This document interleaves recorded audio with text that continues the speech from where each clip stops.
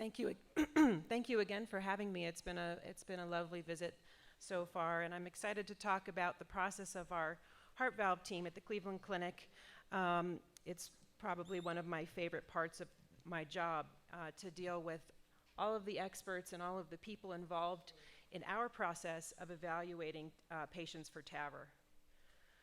So first, just a little bit about our volume. In 2014, we did 234 TAVRs. About 78% of them were femoral. 22% were alternative access. The mean STS score in these patients, which obviously doesn't account for things like frailty and so forth, which I'll mention later, was around 8, so qualifying as high risk by any objective measure. We have a strong preference for the Edwards valve. We use it about 91% of the time in commercial cases, and the core valve in about 9% of the cases. Now we're using the Sapien S3 and the core valve Evolute. And we're proud of our overall mortality, which is 0.66% in the face of a predicted risk for surgical mortality of 8%. And you can see these are risk standardized mortalities according to all of being compared to all of the other programs in the United States. And we're well above the 90th percentile. So I feel like we must be doing something right. Our stroke rate is about 1.9%, which is about the 50th percentile, to be honest. The heart valve team is mandated in our country by the Centers for Medicare and Medicaid Services. It is a requirement for any TAVR program in our country, and this is defined as a multidisciplinary team of professionals and that collaborate to decide on patient care. This is also backed up by a consensus document. Also in 2012, the ACCF and AATS, the Surgical Society, that also backs this recommendation that a place that has a TAVR team should have a multidisciplinary heart team first and foremost, with expertise in valvular heart disease, etc. It's also, for some reason, it's also part of the guidelines, the European guidelines as well. So this is a worldwide sort of mandate, and my goal here is to describe the reasons for this and also how our particular team functions. So why is a team needed? This is a new era. These are complex patients and complex procedures. The decision making can be difficult, as we sort of heard a little bit about in the last presentation. These are patients that are sometimes not clear whether you should do anything, much less surgery versus TAVR. There's definitely, and the clinical trials are challenging. They need people to interpret them and come to agreement as to how they want to apply them in a particular patient's case. We all know you can't be an expert in everything. You can't have simultaneously years of surgical experience to comment on whether a patient should undergo surgical AVR and also years of transcatheter experience. The imaging is technically complex, advanced cardiac and advanced echo, CT, MRI, not to mention the anesthesia component involved, the medical treatment, and the statistical analysis of clinical trials. When TAVI first came around in the United States, there had already been cooperation between cardiology and surgery. But in this case, due to the very sick patients with multiple problems, consultation as it was done previously just wasn't enough. So we were used to collaborating together, but not being integrated together as a functioning team. As I've emphasized, this is a complex problem, and complex problems require teamwork. There are some obstacles. There were some obstacles to people adopting this. One, it was just simply familiarity. It hadn't been done that way before. And in the past, in the United States and elsewhere, there had been almost a contentious relationship between cardiac surgery and interventional cardiology, especially in the PCI versus CABG era. Other obstacles, people not being willing to share, wanting to have control over the patient, own the patient, get the credit for the work, feeling threatened by each other's expertise, competing with each other for the revenue associated. Just basically human factors that make it difficult sometimes to collaborate as a team. Probably most important is the compensation system. In the past, it was compensation. You know, who gets credit monetarily for this procedure? And so if you have a competitive compensation system, that tends to work against a team approach.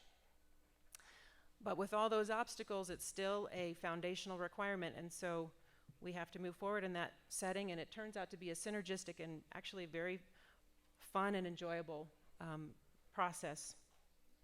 The key players in the team, really the foundational two, are interventional cardiology and cardiac surgery. And then there's a host of players also on the team, like cardiovascular imaging, cardiac anesthesia. These are all the pieces of the puzzle. So the principles of the team are partnership, co-leadership with open communication, attempts at early conflict resolution in the meetings, which I'll talk about, making a consensus opinion of the team, using shared resources and shared credits. So around the pieces of cardiac surgery and interventional cardiology, you have the rest of the team. Around the team, you have the institution with support by geriatrics, the staff in the lab, referral network, and the institution also has to be part of the team supporting its endeavors. So the key elements of the team functions are, this is just an overview, first patient assessment, then the creation of a comprehensive plan, then the team moves itself into the procedure and works as a team, and then the post-procedural care is also team-based. So every phase from decision to discharge is managed by this team. So the way our team works is that we have weekly meetings every Monday morning. People on the team are cardiologists, the surgeons, the interventional cardiologists. We talk about the upcoming procedures and finalize details. We also discuss all of the patients that are currently undergoing evaluation for TAVR. And we review all of the key imaging in real time during the meetings so that there are no unanswered questions at the end of the meetings. Before the meetings, the patients are evaluated separately by our cardiologists and our cardiac surgeons. This obviously requires quite a lot of coordination, and these are all coordinated by our dedicated nurse coordinators. The nurse coordinators then summarize the information, and they put it in this report. This is a typical, page 6 of one of our lists to get through during our agenda.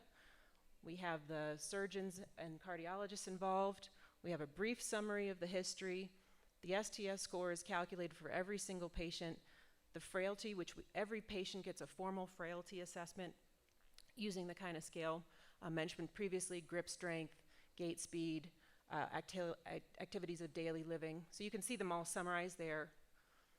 The echocardiography findings, any relevant labs, most prominently creatinine, and then the results of all of the imaging, the CT imaging, including the minimal luminal diameter of the iliofemoral system, and then any other miscellaneous comments. But the whole point of this is that these are complicated patients, and every one of these things has to be considered.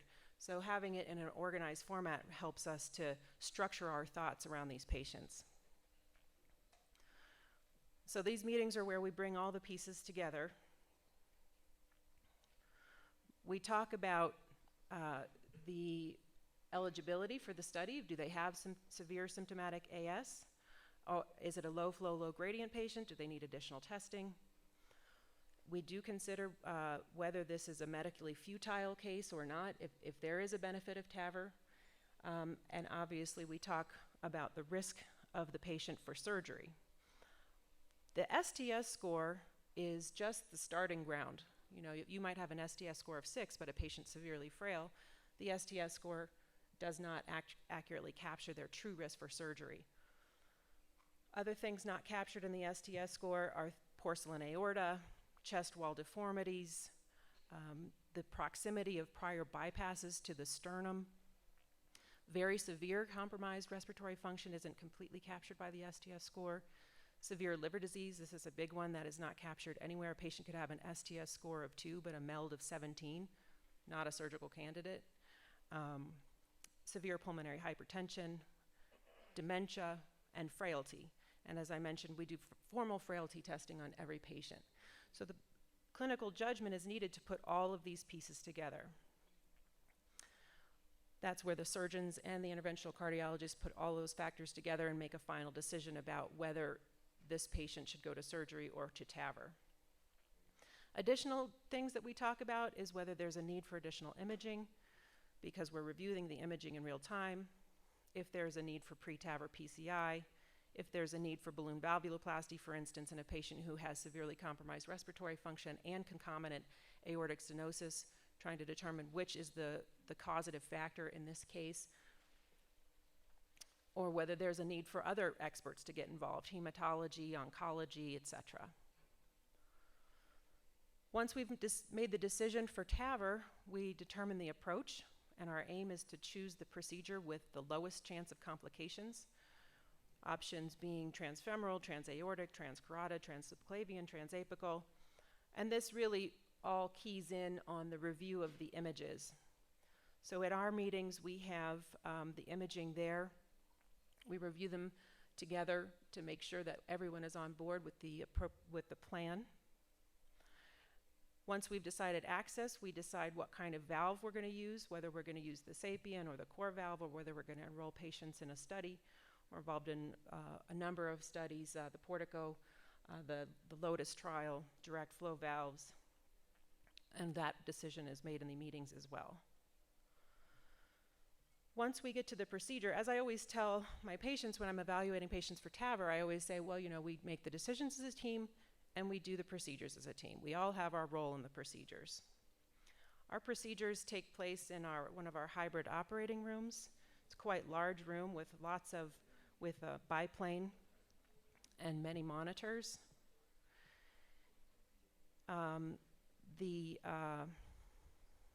We have the surgeons, we have the anesthesiologists, we have the nurses, and we also have cath lab nurses so that they know. The nurses have to be dual trained so that if you have to open the patient, there's a team that can do that. If you have to run and get a stent, if you have to run and get a coda balloon or something like that, we have to have nurses that are facile with that as well.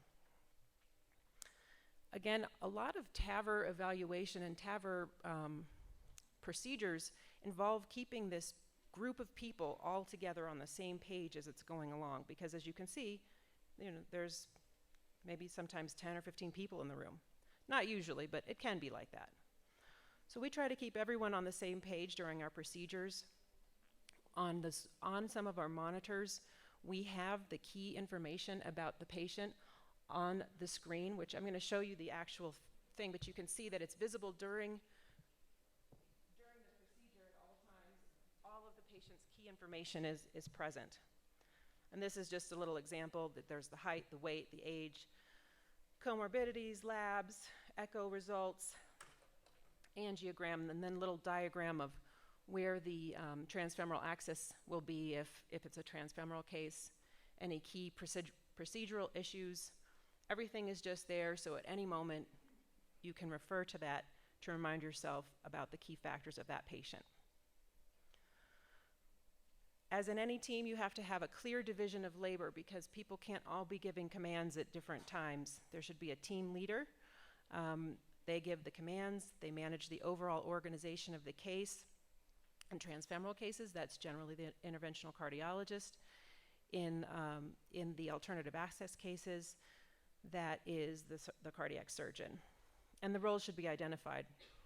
I mean, in our case, we work together so much, the roles are clearly known, but early on in your experience, just identifying the roles helps keep things clear. In the transfemoral procedure in the division of labor, it's usually interventional cardiology who gets access. If it's alternative access, obviously it's cardiac surgery.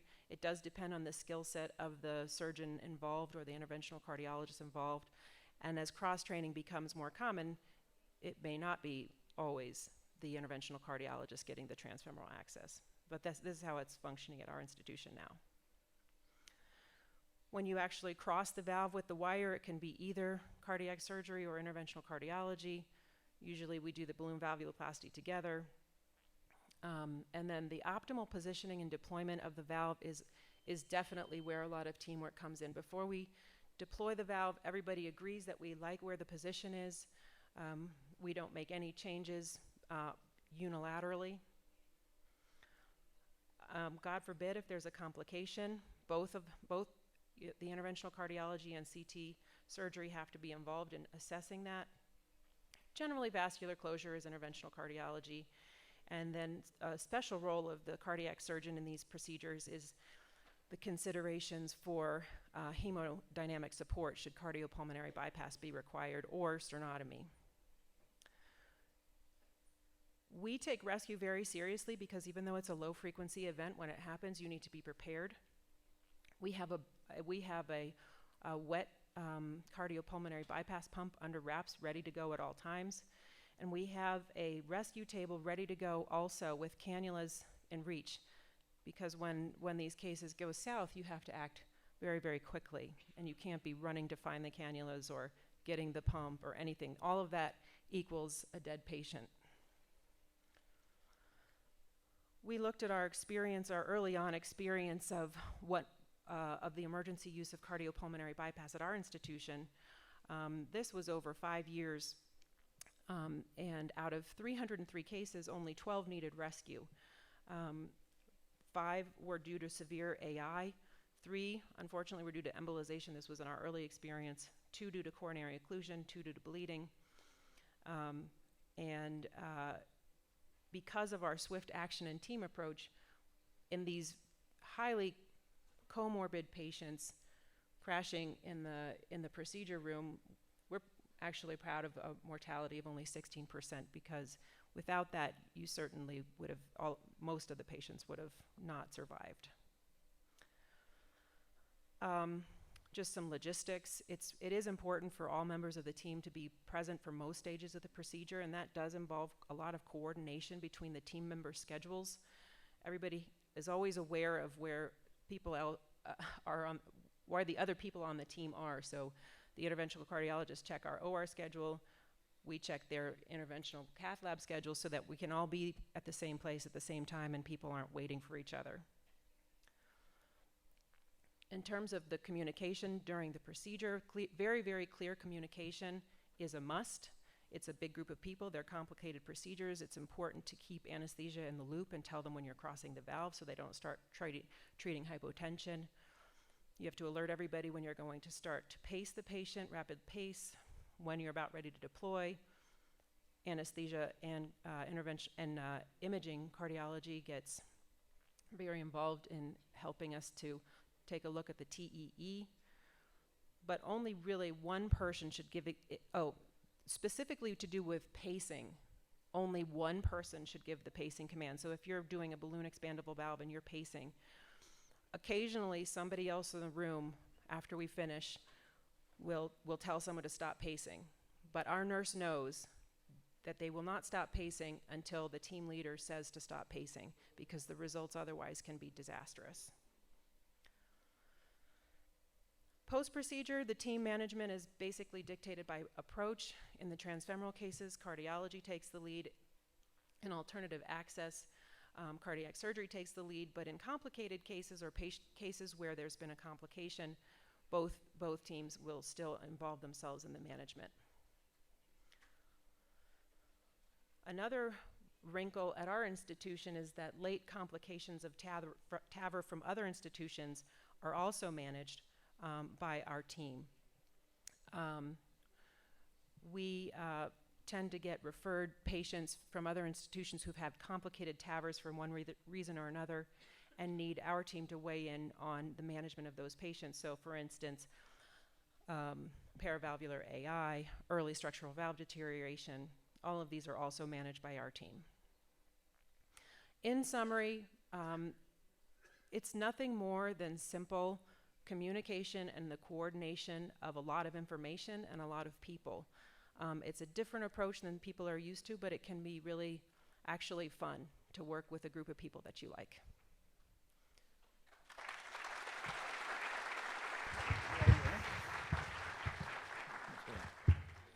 Thank you, doctor. Really, Juan, lo que dije al principio de que el segundo tema era qué tipo de approach se hacía por femoral o qué, no es cierto.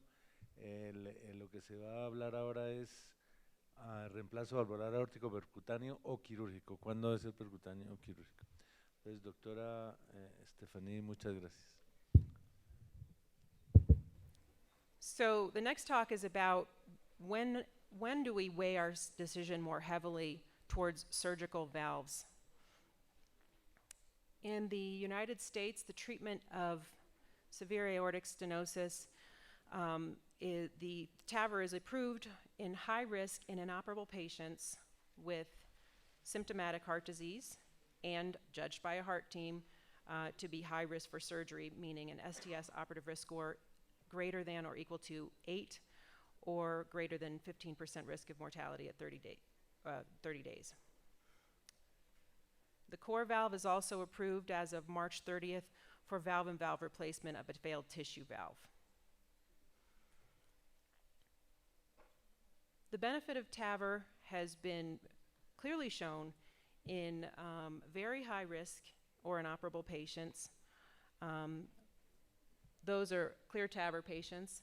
Then there's a mid-range group where there's still high risk for surgery. You can think about AVR or TAVR. And at least now, low-risk patients are still considered indicated for surgical valve replacement. It is true that selection creep is very tempting. Patients love TAVR, physicians also like TAVR, but it is not really the time to talk about intermediate risk TAVR. There are intermediate risk trials going on, SIR-TAVI and Partner 2A, but we don't have that data yet, so my talk is not going to focus on the intermediate risk patient. So like I said, the benefit of TAVR in extreme risk patients, very, very often it should be TAVR. In high-risk patients, often TAVR. Intermediate risk, the question is out. Low-risk, surgical valve. So my talk is going to focus on within the high-risk group who is better served by surgery. And this is a moving target. This field is evolving very quickly, and as more data is obtained, the question itself may change. At our institution, even in patients, we have a mixed group of patients. About 20% of them are high risk. Surgical AVR has a mortality of 0.5%. And we feel very confident in our surgical abilities at our institution. So these numbers guide us when we're maybe considering a high risk patient. We know we can get those patients through the operation. So I'm going to talk about when TAVR is actually contraindicated, some of the technical considerations that would make you more swayed towards surgery, anatomic considerations, the presence of mixed pathologies such as coronary disease or other valvular disease, heart failure, and then a broad concept of kind of young high risk versus old high risk and what the patient's life expectancy is. But first, just a little background. Surgery has a lot of strength in the area of aortic stenosis. There's a very long history with quite well-known durabilities of the implanted valves. Mechanical valves are very durable, for instance, although fewer and fewer patients choose mechanical valves, partly because of the option of valve-in-valve TAVR, but many patients don't want to take on the additional risk of bleeding complications from Coumadin. Bioprosthetic valves have a very well-known lifespan of 10 to 12 years in younger patients and 15 to 18 years in older patients. And the actuarial freedom from reoperation with modern biological valves is 95% at 5 years, 90% at 10 years, and 70% at 15 years. Surgery is known to have a low stroke rate and a low paravalvular leak rate. So as far as durability goes, the 5-year outcomes of the Partner 1 trial recently came out, and there was consideration of structural valve deterioration. So at 5 years, we know that there was no structural valve deterioration in either group. This is reassuring because there were concerns early on about early structural valve deterioration in TAVRs due to potential damage to the leaflets during the crimping of the valves. Also, the potential for asymmetric expansion with suboptimum leaflet coaptations, which may subject the valve to different hemodynamic forces that would cause early structural valve deterioration. These are the theoretical risks and concerns with the long-term durability of TAVR valves. And the best we can say to patients right now is that at 5 years, we have data that it is as good as a surgical valve. One of the downsides of TAVR is the paravalvular leak rate. In the 5-year data from the Partner 1 trial, obviously this was during the early experience with people less savvy about aortic insufficiency, but there was a 14% rate of moderate to severe AI in the TAVR group and only a 1% paravalvular leak rate in the SAVR group, resulting in increased 5-year mortality risk in the TAVR group with a 72% risk, 72.4% risk of mortality at 5 years in the moderate or severe group. And even mild AI has been found to be associated with poor survival in TAVR. Obviously, as I mentioned, these were first-generation devices with different learning curves. But the bottom line is that you have to realize, and this is what I tell my patients, that the durability beyond 5 years is just simply unknown. It may very well equal out to be as good as a surgical valve, but we just don't know. And so this is one of the things that I keep in mind when I'm trying to decide in a high-risk patient whether I should push them to surgery or to TAVR. So back to the question, within the high-risk group of patients, who is better served by surgery? So you always wish that it can be a slam dunk. It's obvious this patient needs surgery. There's no question about it. But in reality, it's really more a question of weighing the pros and cons in an individualized fashion for each patient, like someone like Dr. Simpendorfer's talk yesterday. Some of the slam dunks are whether there's a clear contraindication to TAVR. So endocarditis obviously, TAVR is contraindicated. If a patient can't tolerate dual antiplatelet therapy for 6 months, which is our current practice, that's a contraindication. If there is pure AI with no calcification, that is a clear contraindication to Edwards valves. People have tried it in core valve. There's Canadian experience looking at their experience with 43 patients with a core valve and pure AI. The numbers are not really encouraging, with 20% requiring a second valve and about 21% having greater than 2+ AI at the conclusion of the procedure. Other technical considerations that make a surgical valve the only option are simple valve size, if it's too big of an annulus, too small of an annulus. These are moving targets as various improvements and changes in the size of the existing valve occur, but basically something above 29 millimeters or less than 18 millimeters is not a TAVR candidate. Now we start to get into some more of the nuances. The coronary ostia, generally, if the coronaries are less than 10 millimeters with small sinuses and very bulky valve calcification, those would be your highest risk patients. If there's a very severe risk of coronary occlusion with TAVR, then those patients will go to SAVR. But this is another time where the heart team comes into place because it's a technical determination, looking at the imaging and looking at the size of the valve, size of the sinuses, and so forth. These are considerations handled by the heart team and everybody on it. Bicuspid aortic valve is a little bit controversial. Bicuspid valve patients have been excluded from the major TAVR trials so that there is limited clinical experience with these patients who have elliptical annuli. The concerns, as I mentioned, in the bicuspid aortic valve are an elliptical annulus that can very easily impair the positioning and the sealing of the valve. The valves in bicuspid valves are asymmetric, very heavily calcified, and that can impede the valve expansion. And a very important one is the presence of concomitant aortic disease in these patients. The type of the weaker ascending aortas in these patients does increase the risk of dissection or rupture during any stage of the TAVR procedure, during the valvuloplasty, post-dilation, balloon expandable valve implantation. And then there are additional concerns of perhaps if the valve is underexpanded or it remains in an elliptical shape, that may affect the long-term durability of the valve. It's important to remember that we all think about people with bicuspid aortic valve disease coming to you when they're 65%, but in fact, in cadaver studies, it's present in up to 22% of 80-year-olds and 18% in 90 and above.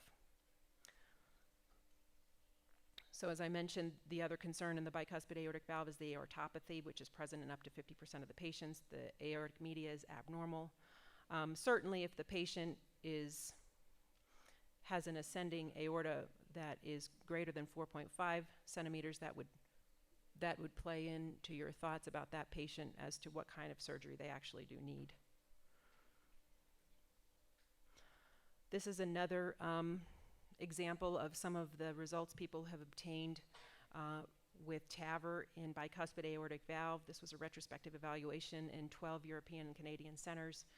And in those patients, there was greater than 28.4% overall of greater than 2+ AI at the conclusion of their cases. 20% in the balloon expandable valves that they used, and 32% in the self-expanding valves. This data was analyzed, and it turned out that in the patients who had their annulus sized by CT, the leak rate was less, which was 17%, but that's still way higher than you would expect, for instance, in the PARTNER 1A trial of 12.2% and the pivotal core valve trial of 9%. So the bottom line being that when you treat a bicuspid aortic valve, you have a higher rate, you have a higher risk of ending up with significant AI at the conclusion of your case. As far as other considerations that weigh in when you're trying to decide whether you're going to do TAVR or surgical valves, concomitant valve disease is also a consideration. It is very common for patients to have significant MR and also AS, about 20% of that population. And it does improve often with TAVR. About 50% of the patients, especially patients who have functional MR as opposed to degenerative MR, but it does remain a risk factor, an independent predictor of midterm mortality after TAVR if you are left with moderate to severe MR at the conclusion of the case. At the same time, if this is something that's swaying you towards surgical valve replacement, you have to weigh that against the risk of double valve surgery, which has an increased risk of death. But the decision really does rest, in the case of mitral regurgitation, on the severity and the etiology of the mitral regurgitation. Degenerative MR is less likely to improve after simple aortic valve replacement via TAVR. Functional MR is more likely to improve. One consideration that you can think of is whether you're going to do a TAVR and then a mitral clip, for instance, in a degenerative patient, or if you're going to take the risk and do the double valve surgery. Other concomitant pathologies are sort of the same story. If the patient has concomitant aortic coronary artery disease, you have to consider whether it's more amenable to PCI versus surgery. You have to weigh in all of the other risk factors of the patient, the diabetes, age, etc., to decide whether the coronary disease is going to be enough to sway you to surgery or not. Again, it's the importance of everybody on the team weighing in on these patients and making a uniform consensus as to the right approach. And then last is something that I consider when I'm thinking about whether this patient would be better served by surgery. Are they a young high-risk patient who's likely to have a life expectancy greater than 5 years? Or are they kind of an older high-risk patient whose life expectancy doesn't look like it's going to be much longer than 5 to 8 years? The longer the life, at least in my thoughts, the longer the patient's life expectancy, the more heavily I have to weigh the surgical option. This is because, as I mentioned, the durability of these valves is unknown past 5 years. And it's just, you can't say to a 50-year-old, okay, you're going to have a TAVR now, and then in 10 years you're going to have another TAVR valve and valve, and then another 10 years you're going to have another TAVR valve and valve. I mean, there's only so many times you can do valves and valves. So in the younger patient who has a long life expectancy, I like to very heavily consider the fact that if I put in a surgical valve, then 10, 15, 20 years later, then they have a very good valve and valve option. Also, and the same goes for the other significant pathologies. The longer this person is living, the more heavily I need to weigh residual MR, the more heavily I need to weigh the treatment of their coronary disease, because they will have a longer-term impact of these lesions. And then lastly, I just want to mention a case. This is a case that cases like this sometimes come up at our institution, and this is the consideration of TAVR in the end-stage heart failure patient. This was a consult that I received about a month or two ago. He was a 62-year-old man with a history of rheumatic heart disease. He had had a history of mitral valve replacement in the past, now had severe AS and an EF of 15%. Definitely very high risk. But you wonder if this patient should go to VAD later, and if you say that, oh yeah, he's very high risk, we'll put in a TAVR and everything will be fine, maybe he'll get a VAD in a couple of years and this will get him through.